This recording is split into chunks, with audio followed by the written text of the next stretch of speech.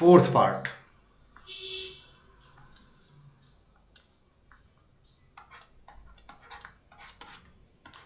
Four you square plus 8u।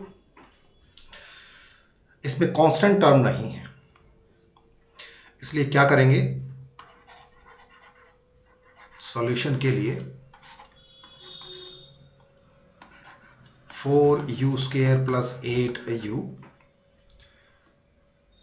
a is equal to है 4, b is equal to है 8 and c equal to 0 है। ये तो coefficients हैं इक्वेशन के। Now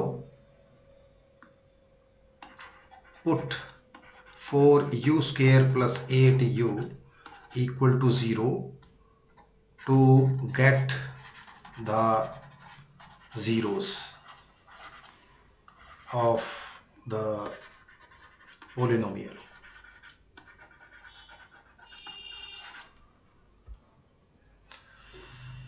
So 4u square plus 8u is equal to 0.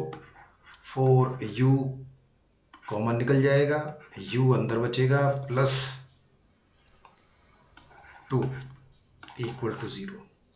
So 4u equal to 0 and u plus 2 equal to 0 होगा। So यहाँ पर u equal to 0 आ गया और u equal to -2 आ गया। So the zeros of 4u square plus 8u are u equal to 0 and u equal to -2. अब sum of the zeros,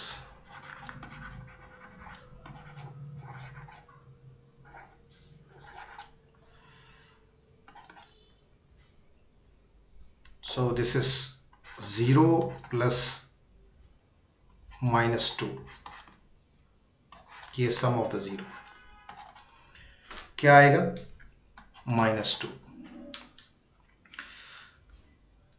sum of the zero, the zeros equal to -b by a भी होता है coefficients की term में। सो b की value है 8, a की value है 4। So this is -8 by 4 is equal to 4 to the 8 -2. So sum of the zeros verified. So verified. Now product of the zeros